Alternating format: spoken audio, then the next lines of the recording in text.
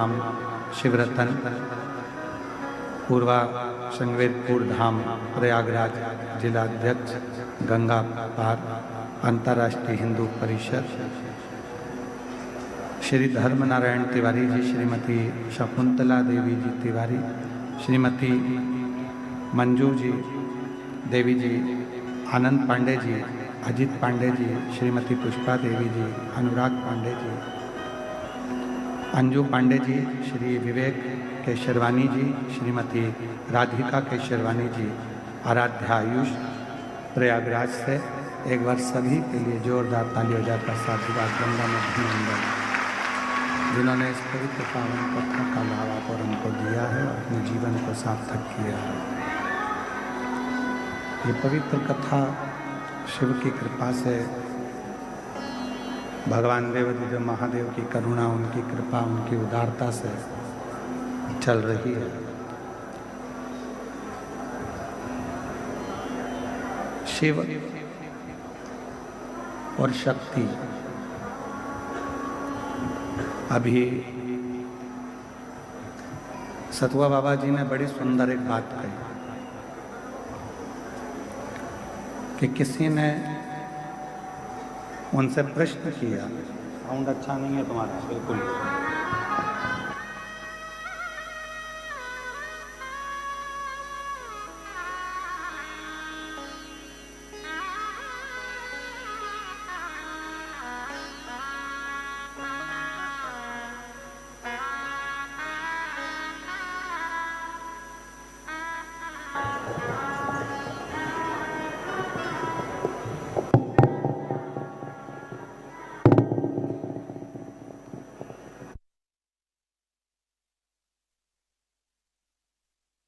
अभी सतुआ बाबा जी ने एक बहुत अच्छी बात कही कि किसी ने एक प्रश्न किया कि कथा में, कथा केवल महिलाओं के लिए होती है, महिलाओं के लिए हो रही है या महिलाओं की है। तो सतुआ बाबा जी ने एक बड़ी सुंदर बात कही कि कथा श्रवण करने की शुरुआत भी अगर देखी जाए तो माता पार्वती जी ने ही प्रारंभ करी थी, जो माँ जगत जननी जगदम्बा है।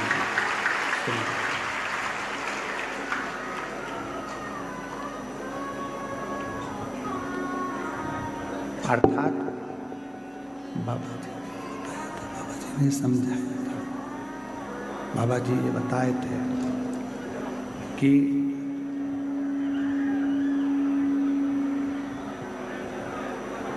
ऐसा कोई संसार का मानव नहीं है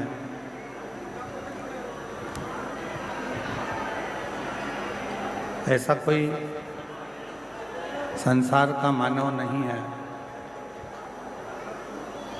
जिस मानव में थोड़ा न थोड़ा शिव और शक्ति का अंश न हो। संसार के प्रत्येक जीव में, संसार के प्रत्येक व्यक्ति में, चाहे वो जलचर हो, थलचर हो, वायुचर हो या कोई भी जीव, उसके अंदर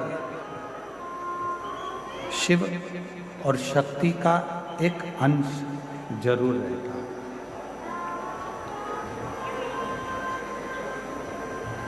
शिव और शक्ति उसके अंदर विराजमान रहती है, शिव और शक्ति का अंश उसके अंदर रहता है।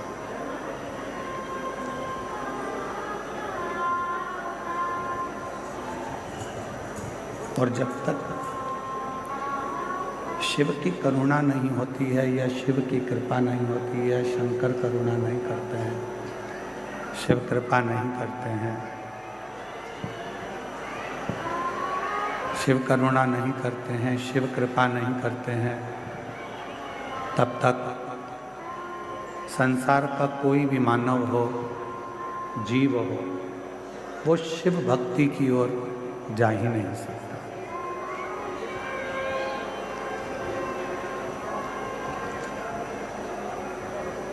शिव भक्ति के लिए प्रेशर खोलो जिससे अंदर का साउंड का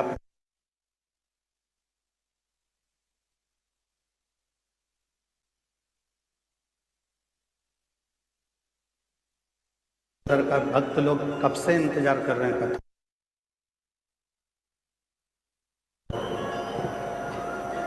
शिव और शक्ति ये दोनों प्रत्येक संसार के मानव के अंदर, जीव के अंदर, चाहे वो जलचर हो, थलचर हो, वायुचर हो, जीव जितने भी हैं उन सभी जीवों में शिव और शक्ति का निवास है। भगवान शंकर एक अंश रूप में, माध्य शक्ति एक अंश रूप में जीव के अंदर रहते हैं, जीव के अंदर रहते हैं।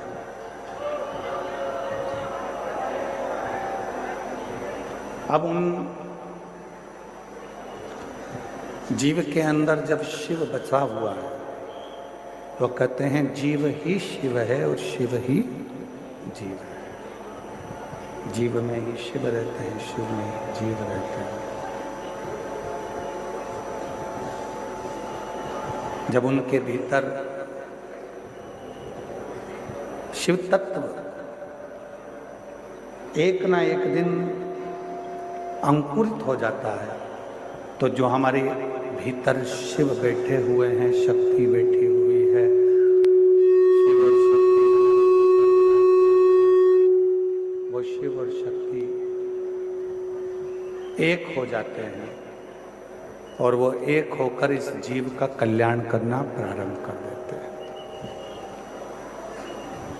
जैसे एक चूल्हा होता है, लकड़ी की एक भट्टी होती है, एक चूल्हा है, चूल्हे के अंदर एक कोई छोटी सी चिंगारी रह गई होती है, कोई छोटी सी चिंगारी चूल्हे के अंदर है।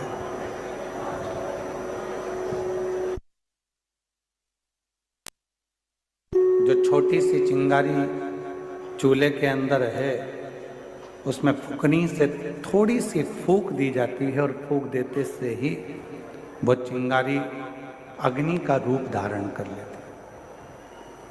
वो चूल्हा वापस जलने लगता है, वो अग्नि वापस जलने लगती है।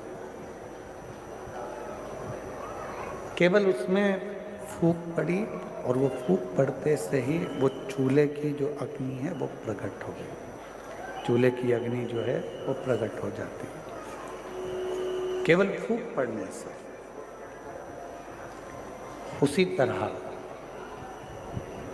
शिव महापुराण की कथा का जो प्रागण होता है, शंकर जी की कथा का जो प्रागण होता है, शिव महापुराण की कथा का जो प्रागण होता है।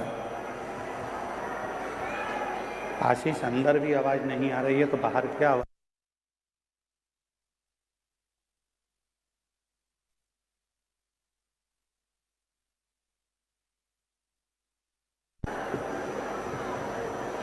एक छोटी सी चिंगारी, और वो छोटी सी चिंगारी एक दिन अग्नि का स्वरूप धारण कर लेती।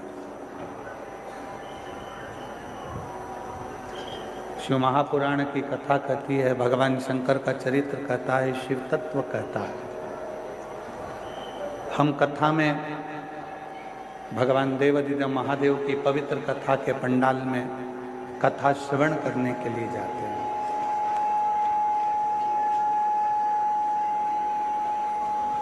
हम भगवान शिव की पवित्र कथा को श्रवण करने के लिए कथा के पंडाल में जाते हैं। जाने का कारण क्या है कि प्रत्येक जीव में शिव है।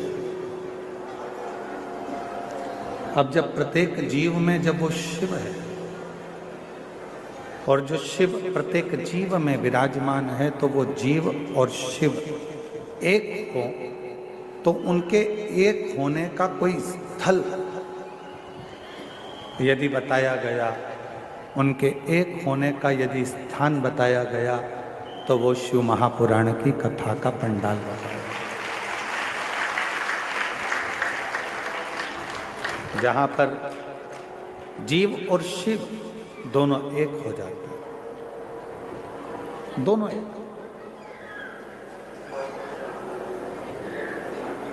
कई लोग कहते हैं गुरुजी हम जब भगवान शंकर का मंत्र जाप करते हैं, शिव नाम लेते हैं, शिव जी का स्मरण करते हैं, शिव नाम का स्मरण करते हैं, भगवान शंकर की विरल भक्ति को धारण करते हैं या शिव नाम को हम ग्रहण करते हैं, तो हम जब भगवान शंकर के मंत्र को या शिव के नाम को जब हम जपते हैं, शिव नाम को जब हम लेते हैं, तो क्या वो देव अधिदेव महादेव तक हमारा लिया गया नाम पहुंच जाता है? दृष्टि में ये है कि आपकी दृष्टि में लगता है कि ऐसा है कि शंकर भगवान हमसे बहुत दूर है,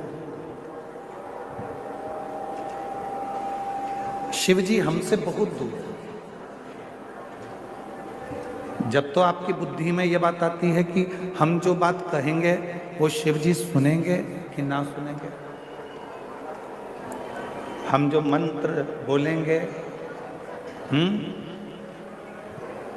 जो मंत्र हम बोलेंगे वो मंत्र शिव जी तक पहुंचेगा कि नहीं पहुंचेगा, हम जो मंत्र का स्मरण करेंगे वो देवाधिदेव महादेव तक पहुंचेगा कि नहीं पहुंचेगा। आपके भीतर यदि ये विचार चलता है तो मतलब आप ये विचार कर रहे हैं कि शंकर जी हमसे बहुत दूर है। पर शिव महापुराण की कथा कहती है, भगवान देवाधिदेव महादेव का चरित्र कहता है, जिस समय पर आप भगवान देवाधिदेव महादेव का स्मरण करते हो, उनको याद करते हो, उनका स्मरण करते हो, उस समय पर आपको लगता है कि शिव बहुत दूर हैं, तो उन तक हमारी आवाज़ पहुंचेगी कि नहीं पहुंचेगी। पर शिव कथा कहती है आपके मुख से जैसे ही भगवान शंकर को याद किया जाता है, शिव का नाम लिया जाता है, शिव का स्मरण किया जाता है, उस समय पर भगवान देवाधिदेव महादेव आपके नजदीक में खड़े होकर उस उच्चारण को श्रवण करते हैं। भगवान शंकर उस उच्चारण को श्रवण कर रहे होते हैं, भगवान शिव उस उच्चारणों को श्रवण करते हैं।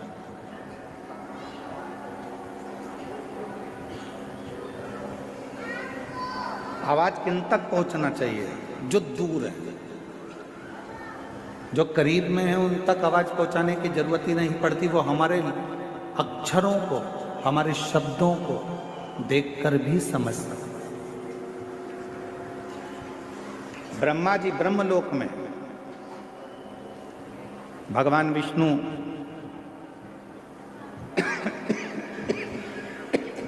बैकुंठ लोक में, इंद्र लोक में, पर मेरा देवाधिदेव महादेव, मेरे भगवान शंकर, मेरे ओघड़दानी, मेरे शिव इसी मृत्यु लोक में। अब ब्रह्मा जी को यदि आपको कुछ कहना है तो भले तुमको तेज बोलना पड़ सकता है, भगवान विष्णु जी को अगर कुछ कहना है तो हो सकता है कि आपको तेज बोलना पड़ सकता है, पर यदि आप